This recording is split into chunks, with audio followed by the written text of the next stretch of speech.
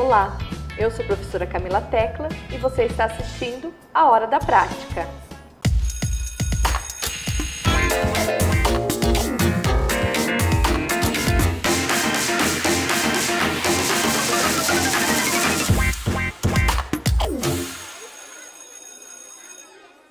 Hoje eu estou aqui com a professora Suzy Cordeiro, porque o nosso tema é medicalização. Então eu vou pedir para a professora Suzy se apresentar, falar um pouquinho da sua formação e também dizer como que ela chegou no estudo dessa temática. Ok, obrigada professora Camila pelo convite.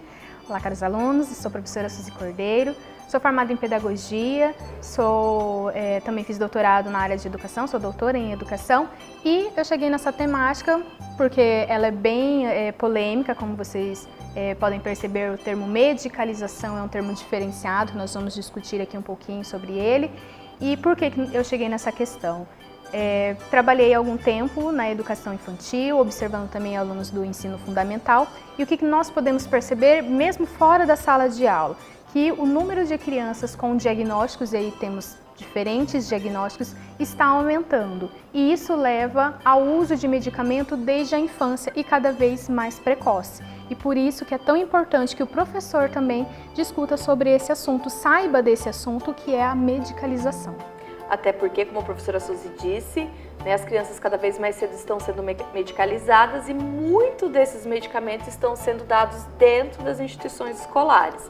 Então é importante que o professor conheça sobre o assunto, pelo menos tenha uma noção do que isso implica na prática pedagógica e na própria criança, a fim de que nós possamos então ter consciência e também orientar daí os pais e a equipe pedagógica, se for necessário, contra esse tipo de, ou a favor, esse tipo de situação. Professora Suzy, o que é medicalizar? Ok. Bom, aí nós temos dois termos diferentes, medicalização e medicação. O termo medicação ele é mais conhecido, que é o ato de ingerir um medicamento, um remédio, algo para que solucionemos ali um problema biológico. E aí está o X da questão. O remédio, o medicamento, nós tomamos para solucionar um problema biológico. Então, como que isso vai acontecer? A partir da receita de um médico especialista naquela parte do corpo, especialista naquele problema que nós estamos tendo, e por isso nós vamos ingerir esse medicamento. Então, isso é medicação. Quando ocorre a medicalização? Quando eu faço uso de um medicamento para problemas que não são biológicos e de forma indiscriminada. Não faço com base em receitas, não vou ao médico. Então, por exemplo, eu tive uma dor de cabeça hoje, eu vou e tomo um medicamento. Eu tenho certeza que aqui todo mundo tem um medicamento Sim. na carteira, na bolsa, algum remedinho ali para dor de cabeça. Professora Camila, você me empresta um remédio para dor de cabeça? Tenho remédio. Como se um só fosse para todo mundo, Exatamente. Então, isso é um ato de medicalização. Está relacionado muito à cultura e por isso que ele é tão grave, por isso que é tão polêmico. Estamos numa cultura de medicalização. Então, nós temos esse hábito e nós achamos natural. Até porque nós não tivemos uma educação que nos ensinasse que o medicamento a gente tem que tomar com a receita de um médico, fazer o acompanhamento. Então nós criamos essa cultura que hoje nós estamos naturalizando e isso é errado, mas é um problema social, é cultural. Da onde que vem essa cultura? Da indústria farmacêutica, da mídia e de outros fatores sociais que vão nos empurrando essa necessidade, como se tudo que nós vivenciamos hoje dependesse de um medicamento. Então a gente tem uma dor de cabeça, às vezes eu tenho uma dor de cabeça porque eu não tomei água direito ao longo do meu dia, porque eu não me alimentei direito. Todos esses fatores causam dor de cabeça, mas eu vou lá e tomo medicamento. É necessário? Não é necessário nesses casos. Se eu estou com dor de cabeça porque eu não tomei água, o que eu tenho que fazer? Tomar água. Se eu estou com dor de cabeça porque eu não me alimentei direito, o que eu tenho que fazer? Me alimentar. Então não há necessidade de medicamento, mas nós não temos também o hábito de nos observarmos. Por que eu estou com aquela dor? Por que eu tenho dor de cabeça? Eu não faço essa observação. O que eu fiz ao longo do meu dia ou o que eu não fiz, E para eu me conhecer meu corpo, como que o meu corpo reage, e tudo a gente toma um medicamento. Até porque os meios de produção hoje nos obrigam. Nós temos que estar bem porque nós temos que trabalhar, nós não podemos perder a nossa rotina, nós não podemos parar. Então eu faço uso desse medicamento que acaba sendo indiscriminado. Como que isso chega até as nossas crianças? Então, nós temos essa cultura e as crianças estão observando isso o tempo todo. Então elas também vão crescer com essa cultura e aí vai ser um ciclo que vai então dos pais para a criança, que vai para a escola, os professores também têm essa cultura. E até porque o pai, se ele medicaliza, né, ele mesmo, ele também vai acabar medicalizando a criança. Exatamente, e aí está um grande perigo, porque nós temos autores que já fazem estudos de esse uso indiscriminado, que a gente chama de off-lab, que é o medicamento utilizado fora da caixa, sem a receita, né? Você chega na farmácia e compra esse medicamento e já faz uso dele, não precisa de receita.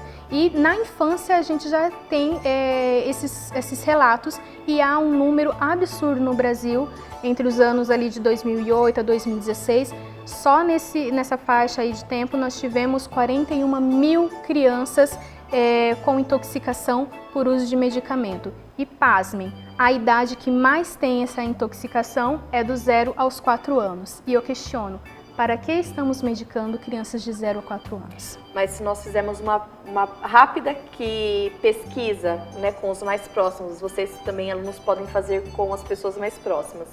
Quem teve filho próximo ou recentemente, se você perguntar, todo mundo sabe o nome de um remédio de cólica. Exatamente. E nem sempre é uma prescrição médica, nem sempre é algo com receita e de fato necessário.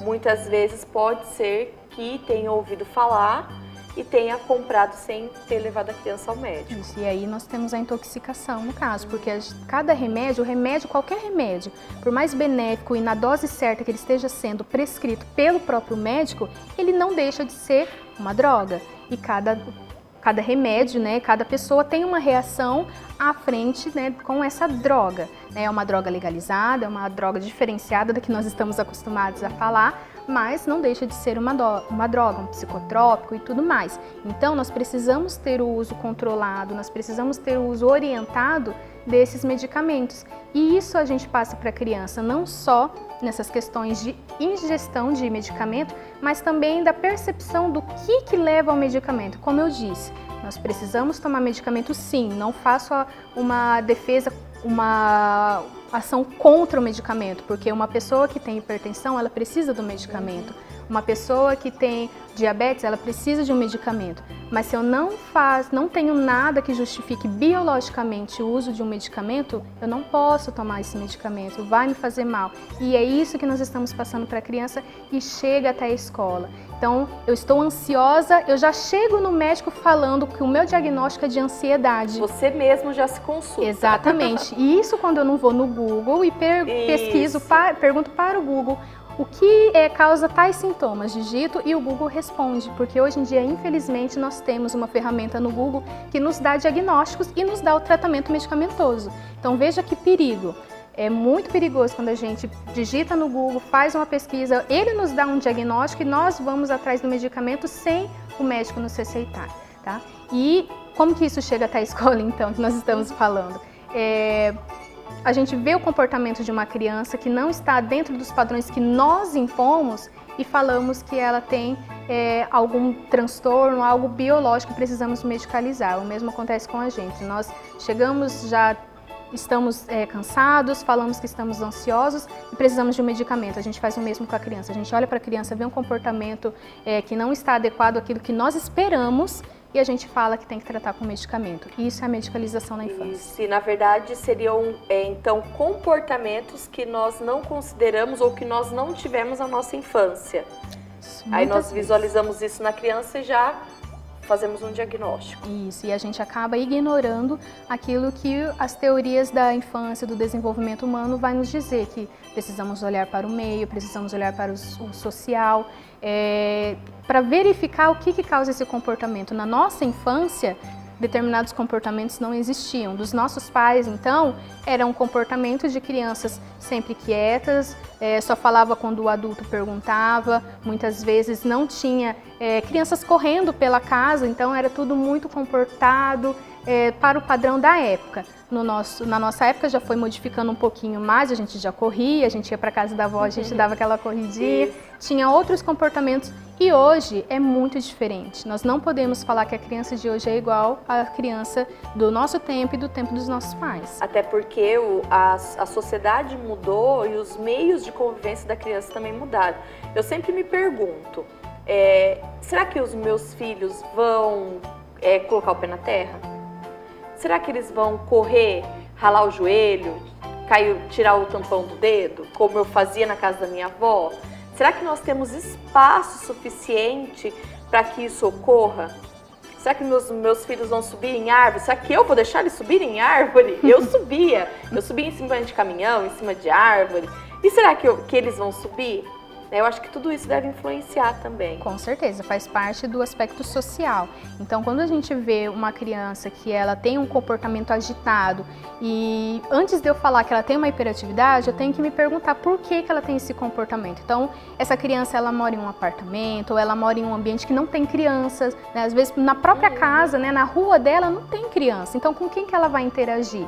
E então ela fica dentro de casa, reclusa, fica muito tempo nos jogos, no celular, não tem lugar e não tem momentos que vai extravasar. Então quando ela chega na escola, que ela tem aquele monte de criança, aquele espaço, o que ela vai fazer? Ela vai agitar. E ela não está errada, isso não é errado, isso não é anormal, isso é o novo padrão de comportamento da infância. Então nós temos que olhar para essas crianças com um novo olhar. Não vamos para a sala de aula, não vamos ver os nossos filhos esperando uma criança quietinha, né, que só vai falar a hora que a gente quiser, que só vai se mexer a hora que a gente mandar e só vai falar na hora que nós pedimos, porque nós não temos mais. Né? E é isso que aflige muitos professores. Né? Tem muitos professores que chegam e falam que tem crianças muito agitadas em salas de aula, mas daí você se pergunta, ele está aprendendo? Está aprendendo. Ótimo, é isso. O papel do professor não é controlar aquela criança 24 horas por dia, mesmo dentro da sua sala, porque a questão do comportamento a família vai ajudar. Então eu tenho que chamar a sociedade, eu tenho que chamar os pais para me ajudar na questão do comportamento. Mas dentro da sala de aula, ela é responsabilidade minha e se eu tenho momentos em que ela não está muito bem, ela está agitada, ela tem outros tipos de comportamento, eu vou verificar o que está acontecendo e dentro das minhas possibilidades enquanto professor, eu vou fazer o possível para ela aprender e não para ela sentar e ficar quieta. Exatamente. São duas coisas diferentes. Isso é algo que eu já conversei com a professora Suzy, já fiz uma consulta particular também com ela, porque é algo que aflige de fato, né? Vocês sabem que eu também sou professora da educação básica, eu tenho uma turminha de 5 anos, e de fato eu já cheguei a alguns momentos aqui de falar, meu Deus, né? O que acontece? Porque de fato eles ficam muito agitados. E a pergunta que a professora Suzy de fato me fez foi, eles estão aprendendo? Eu falei, olha, estão. Né? Nessa parte eu não posso reclamar, porque apesar da sala ser heterogênea, eu tenho sim avançado, os alunos têm conseguido, né, se desenvolver muito bem dentro da faixa etária deles. Né? Então ela me disse, então fica tranquila, é isso mesmo, né, esse processo. Claro que nós gostaríamos de ter momentos em que eles ficassem um pouco mais concentrados, mas eu acredito que isso também seja uma habilidade que eles vão desenvolvendo, né, isso no decorrer mesmo. do processo. O comportamento, ele é uma habilidade, ele é uma função superior, já dizia Vygotsky. Então, nós temos ali o comportamento, a atenção, que são os grandes problemas hoje em dia na sala de aula. Então, o professor, ele fala muito, o meu aluno não presta atenção, o meu aluno ele não se comporta, mas será? Primeiro a gente tem que lembrar dessas teorias, não só de Vygotsky, eu não gosto do Vygotsky, eu não sou vygotskiana. Vamos para Piaget. Piaget também fala que a criança tem estágios de desenvolvimento. Vallon também fala que a criança tem estágios de desenvolvimento. Então nós temos aí um leque de teorias diferentes que vão sempre falar de formas diferentes a mesma coisa. A criança passa por momentos de desenvolvimento. Ora ela aprende, ora ela se desenvolve, ora a teoria fala que é os dois ao mesmo tempo, não importa. O importante é a gente ter essas teorias como base na hora de ensinar e ver que a criança, por exemplo, tem diferentes formas de atenção. não é mesmo? Eu tenho atenção auditiva, então enquanto eu estou falando, a minha criança está ouvindo, e às vezes ela não está ouvindo aquilo que eu estou falando, mas ela está ouvindo outros estímulos que estão ao seu redor, então ela não está prestando atenção. Ela está prestando atenção, não em mim, mas ela está prestando atenção. Então, nós temos diferentes formas de atenção. Então, nós temos também a atenção seletiva, aquela que a maioria das atividades escolares tem, que quando a gente pede num caça-palavra, que ela encontre palavras, né, que ela encontre em panfletos algo que nós vamos pedir. Então, aquela atenção que ela vai observar em um meio de estímulo, um objeto, um estímulo apenas que eu quero. No meio de vários, ela vai se concentrar. E eu tenho também a atenção sustentada, que é aquela que ele vai prestar atenção e que é muito afetiva, porque a gente só aprende, presta atenção naquilo que nós gostamos. Então, se o meu aluno ele não está sentindo prazer em aprender, se o conteúdo não está adequado, ele não vai aprender, ele não vai prestar atenção.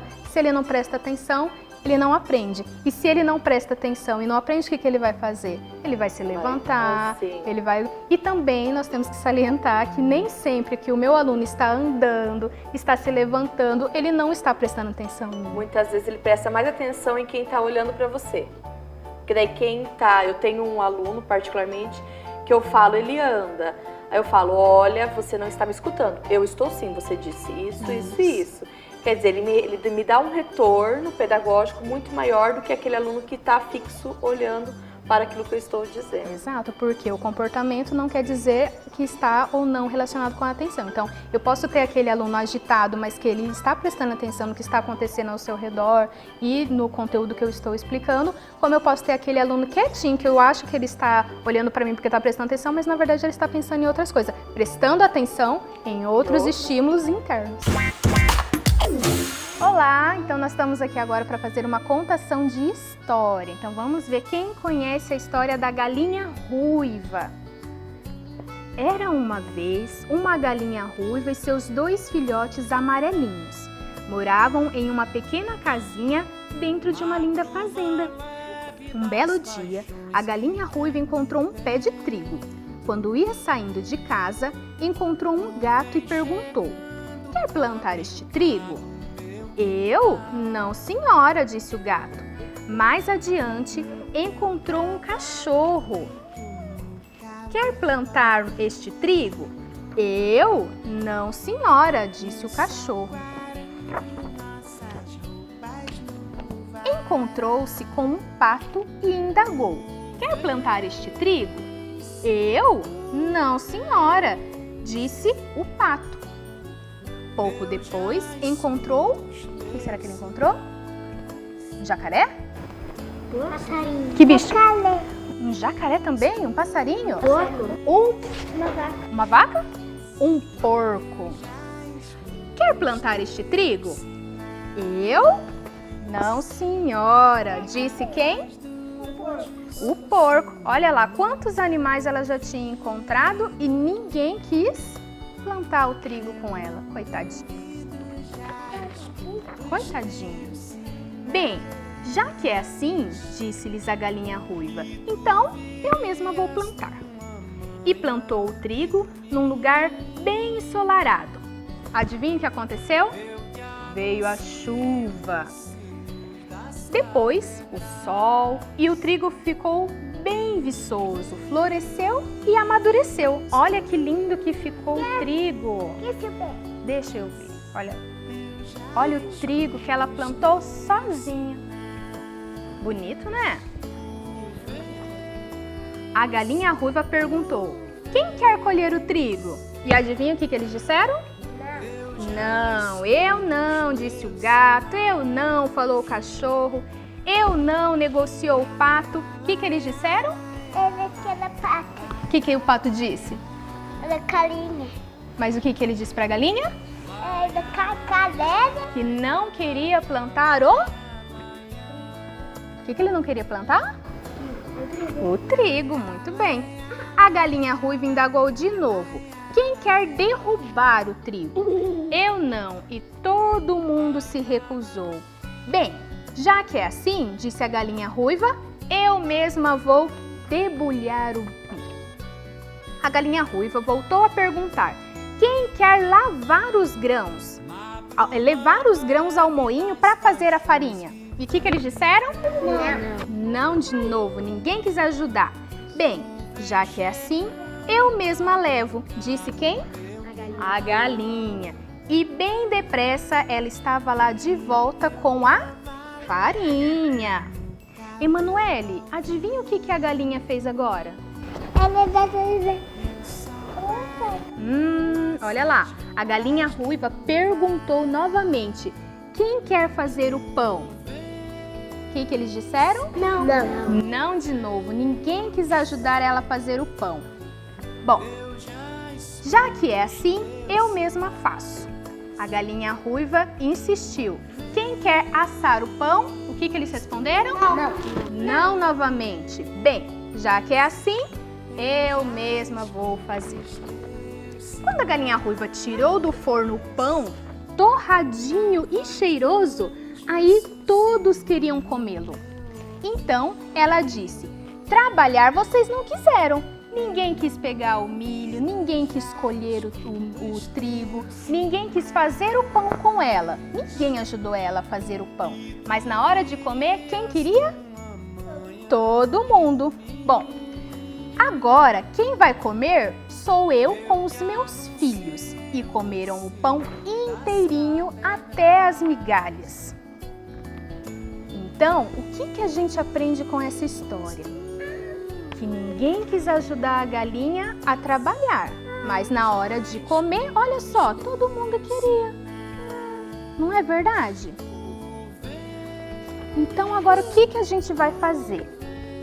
Eu vou entregar um panfleto para cada um e vocês vão ver se vocês acham o trigo, o pão que apareceram na história. Será que tem esses panfletos?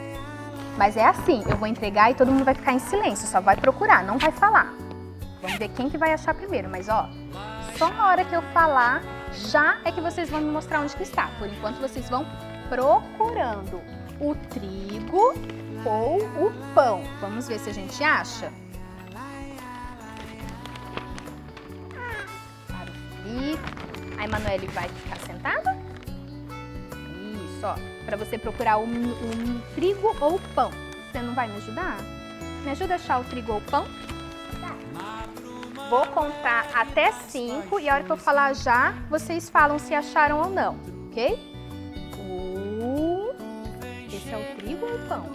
2, 3, 4, 5. Quem achou o pão?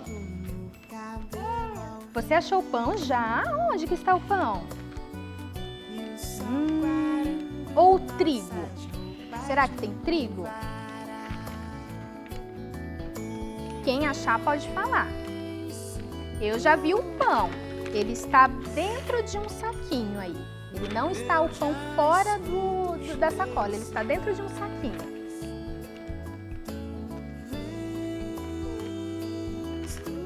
Esse é o pão.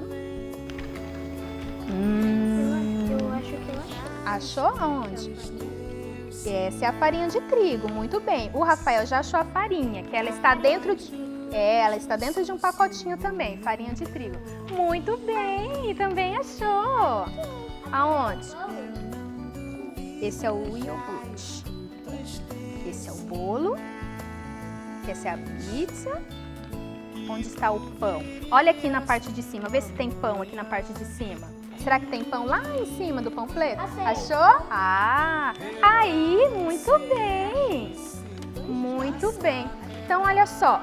O Miguel conseguiu achar o pão? Vamos ver, Miguel. Aqui tem, nessa folha, pão ou trigo?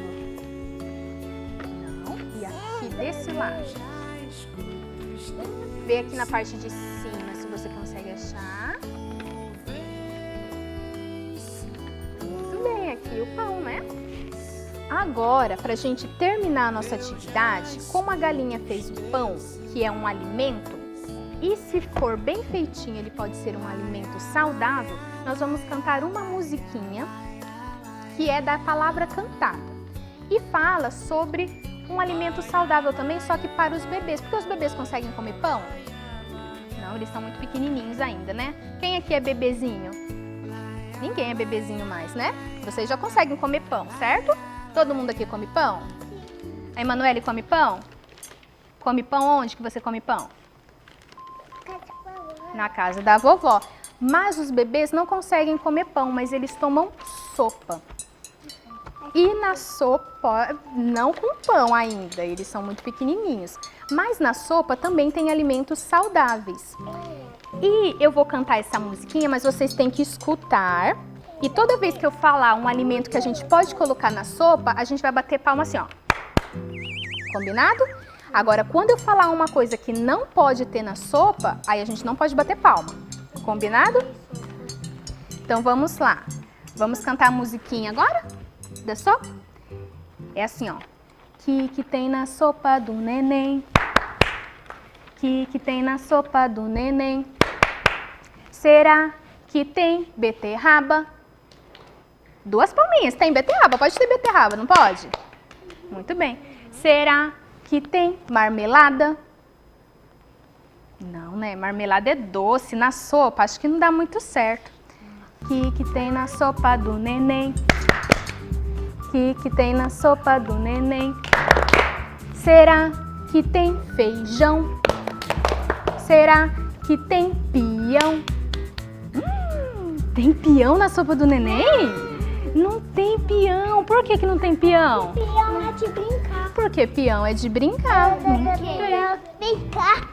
Então, nós vemos que o que pode ter na sopa? Alimentos. Brinquedos pode ter na sopa? Por que não pode ter brinquedo na sopa? Por que não pode ter brinquedo na sopa? Por que não pode ter brinquedo na sopa, Miguel? Não pode ter brinquedo na sopa porque brinquedo é de brincar. Não é de comer, né? Felipe, o que mais que pode ter na sopa? Macarrão. O que mais que pode ter na sopa, Rafael? Sei lá. Um legume. Alface? Pode ter alface. O que mais, Lucas? Arroz. Arroz, pode ter arroz. O que mais, claro? Batata. Muito bem. Muito obrigada pela presença de vocês, crianças. Vocês foram, ó, nota 10. Palma para todo mundo.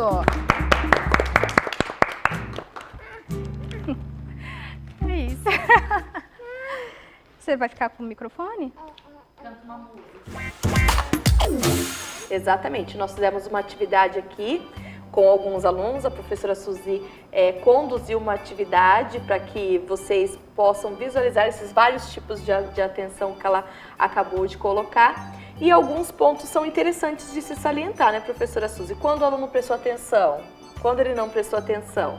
Muito bem, então isso também implica no papel do professor, porque às vezes a gente fala assim, tá, qual que é o papel do professor? O papel do professor, basicamente, é ensinar os conhecimentos cientificamente elaborados, sistematizados. Tá, mas o que é isso? A gente fala tantas vezes que a gente não para pensar. O que são?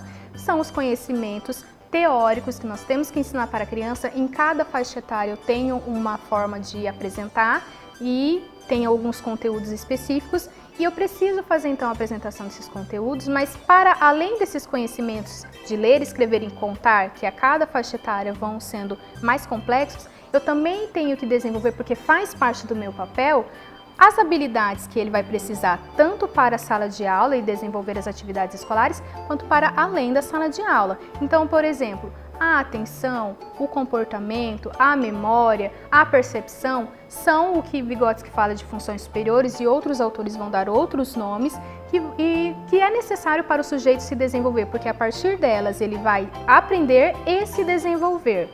Então, o professor também faz parte disso. Ah, mas o professor ele vai fazer um planejamento para desenvolver a atenção?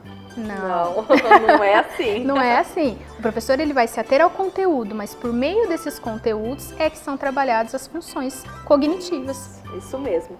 Professora Suzy, quais são as implicações de se medicalizar uma criança que não precisa de medicação?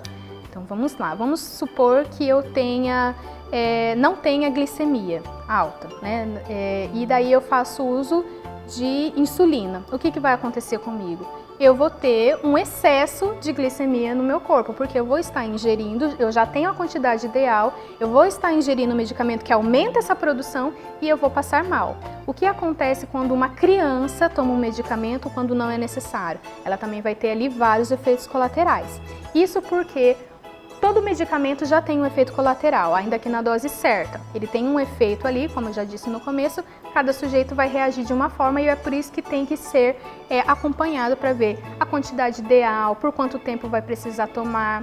Mas ainda assim, quando há esse acompanhamento, há algum efeito. Por exemplo, no caso do TDAH, que nós temos muito, que é o transtorno do déficit de atenção, e hiperatividade, que nós temos muito diagnóstico e é a maior causa de medicação e medicalização na infância, se eu tenho um aluno que, por exemplo, ele não presta atenção porque ele está com o processamento auditivo comprometido, ele vai no médico, o médico não faz essa verificação das vias auditivas, não manda para um fono, e ele por conta faz esse diagnóstico erroneamente de TDAH, ele vai receitar um medicamento à base de metilfenidato. O metilfenidato, nessa criança que não tem TDAH, vai ter reações adversas, como falta de apetite, vai comprometer o crescimento dessa criança, vai interferir nos neurotransmissores e uma série de questões além das que estão na bula que já dizem que pode acontecer, como influências no batimento cardíaco e outras até chegando a convulsões, porque para receitar um medicamento dessa magnitude, principalmente para uma criança, há necessidade de passar por um cardiologista. Então veja a multiplicidade de profissionais que eu preciso envolver para fazer uma receita, né? E sendo que de repente o professor pode, ali dentro da sala de aula, ter identificado que a criança de fato só não escuta. Então como que a gente faz essa observação? O professor, ele não tem o papel de diagnóstico e isso é muito importante que vocês saibam, porque a sociedade nos traz essa responsabilidade de que o professor tem que saber. E ainda pergunta, quando de repente, posteriormente descobre alguma coisa, pergunta, nossa, mas o professor não viu? Exatamente. Como se nós tivéssemos a obrigação de fato, diagnosticar uma criança. Exato. Então, e os próprios médicos falam isso, né? Que eles esperam, quando a criança chega para eles, eles recebem uma carta do professor, porque eles não têm tempo de ir até nós, perguntar como que é e ver como que é essa criança no ambiente, que é o que eles deveriam fazer antes de fazer um laudo. Então, eles pedem a carta do professor. Um relatório. Exatamente. E se o professor ele não está ciente de que é por meio, muitas vezes, dessa carta, desse relatório, que o médico vai fazer um laudo, ele vai anotar, então, por exemplo, o aluno não presta atenção. Em quais momentos? Em quais momentos? Por que ele não presta atenção? Isso o professor precisa saber. Em quais momentos o meu aluno não presta atenção? Ele não presta atenção quando tem muito barulho na sala de aula. Ele não presta atenção quando tem muito barulho na sala de aula. Então, olha a diferença. Quando tem muito barulho na sala de aula e ele não presta atenção, é porque é um excesso de estímulos e eu preciso, pedagogicamente, eu consigo fazer isso, diminuir os estímulos e proporcionar que o meu aluno tenha aprendizagem. Não, ele não presta atenção quando está um silêncio absoluto, mas ele parece que não internaliza aquilo que eu falo. Pode ser um comprometimento auditivo, mas isso eu não vou falar, eu vou relatar o momento e o médico vai fazer essa investigação biológica para ver então o que esse aluno tem, essa criança ou esse adolescente tem e fazer a receita, talvez no medicamento, se não uma questão terapêutica, uma cirurgia, né, nas vias auditivas se necessário e alguns outros elementos. Eu posso ter um déficit de atenção porque o meu aluno não enxerga muito bem. O que acontece muito dentro das escolas. Então eu vou encaminhar para um médico específico, né, com relação à receita de um óculos que talvez essa criança precise. Então há vários motivos para não prestar atenção e para ter um comportamento agitado que não estão relacionados ao TDAH. E como nós somos responsabilizados de forma errônea, porque nós não mostramos para o médico o que está acontecendo, ou porque nós não realizamos esse diagnóstico, nós precisamos ter muito cuidado na hora de falar com a família e na hora de fazer essas cartas, esses relatórios aos médicos. Então vamos nos cuidar, né, nos resguardar, no sentido de informar exatamente qual é a dificuldade que o aluno está apresentando e em quais momentos. E isso somente depois que eu já fiz toda a aplicação de métodos pedagógicos diferentes, porque depois que eu já tentei 1, 3, 5 vezes que o meu aluno aprenda e ele não aprendeu, aí eu tenho que realmente fazer um encaminhamento. Isso mesmo. Na atividade que a professora Suzy conduziu aqui para a nossa explicação, nós pudemos visualizar alguns desses momentos. Eu fiquei de fora observando e depois eu conversei com a professora Suzy. Olha, quais os momentos que os alunos prestam mais atenção? Naqueles que eles estão envolvidos, que a professora chama atenção, muda o tom de voz, estimula, mostra a imagem, pede opinião, né? São esses momentos que eles mais prestam, estão ali focados. Em quais momentos eles não prestam atenção? Ou eles não interessa muito, né? Isso, não está dentro daquilo que é da vivência deles. Isso. Quando a aula está monótona, então, se eu não faço uma entonação de voz, se eu não mostro imagem, se eu não uso recursos de contação de história, o meu aluno não vai prestar atenção naquela história. Ele vai pensar em outras coisas, vai prestar atenção em outros estímulos, muitas vezes internos, mas não no que eu estou falando. Então, é interessante também que o professor veja esses meios de chamar a atenção e de prender o comportamento ali naquele momento. Então, eu tive uma criança pequena, né, a Emanuele, ela tem 3 anos. Então, o tempo de atenção dela naquela atividade que durou muito tempo, uma contação de história longa, é claro que ela não ia prestar atenção, porque ela, em nível cognitivo, ainda não está preparada. Não quer dizer que ela não estava prestando atenção e que ela não estava aprendendo. Mas naquele momento, aquela atividade muito longa, para ela não era o ideal. Ao contrário das crianças maiores, que estavam prestando atenção, porém, em momentos também que eu não fazia os estímulos ali chamativos, eles também dispersavam, né, da minha atividade, mas pensavam em outras coisas. Eles estavam olhando para as câmeras, eles estavam se vendo no retorno, então via a imagem deles, eles estavam pensando em outras questões que não eram em mim. Então há essa necessidade do professor ver como chamar a atenção e como desenvolver essa atenção e também o comportamento à medida que a criança tem ali a sua faixa etária. A educação infantil determinados encaminhamentos, o ensino fundamental outros e no ensino médio ainda outros. Exatamente. Professora Suzy, eu agradeço imensamente as suas contribuições com os nossos alunos e para comigo também. Eu acredito que a sua fala enriqueceu e nos deu perspectiva de como nós temos que nos olhar enquanto profissionais e como nós devemos olhar os nossos alunos. Eu acho que, sem dúvida, tanto eu quanto os nossos alunos vamos olhar para os nossos alunos, né? Quem ainda não está em sala de aula, quando estiver, vai olhar para os seus alunos de forma diferente a partir dessa outra perspectiva que você nos trouxe hoje. Que bom, espero ter contribuído mesmo. Eu agradeço imensamente. Gostaria que você deixasse uma palavra para os nossos alunos. Eu gostaria também de deixar uma palavra Claro. para os nossos alunos. Na verdade, é uma indicação. Nós falamos muito hoje em professor, hoje não, sempre falamos em um professor pesquisador, que é a necessidade, mas as atuais conjunturas estão nos empurrando para não termos um professor pesquisador, porque isso não é interessante, né? Um professor que pesquisa, que faz. E eu sempre digo que o professor tem pelo menos, principalmente professor de escola pública, tem pelo menos 30 possibilidades de pesquisa dentro da sala de aula. Ele tem ali 30 alunos que aprendem de diferentes formas, em diferentes tempos e em diferentes condições. Então, alguns têm uma necessidade especial de aprendizagem, outros não, mas tem outras questões envolvidas, questões emocionais, enfim, 30 possibilidades, pelo menos, ali de pesquisa do professor.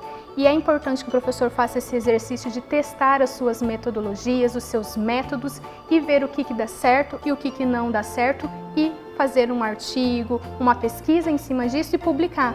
Porque enquanto nós, professores, não nos dermos voz, nós vamos ter uma sociedade, uma indústria e profissionais da área da saúde e de outras áreas falando o que nós temos que fazer.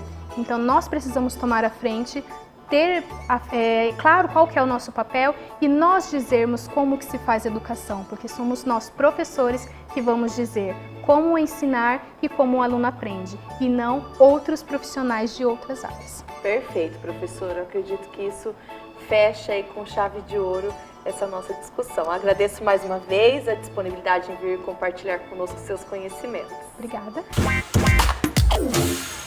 Encerramos aqui, então, a nossa primeira temporada do programa Hora da Prática. Eu espero que as nossas discussões tenham contribuído para a formação de vocês e criado em vocês o gostinho de realizar coisas novas dentro da sala de aula. E eu espero vocês no próximo ano com a nossa segunda temporada e com muitas novidades. Até lá!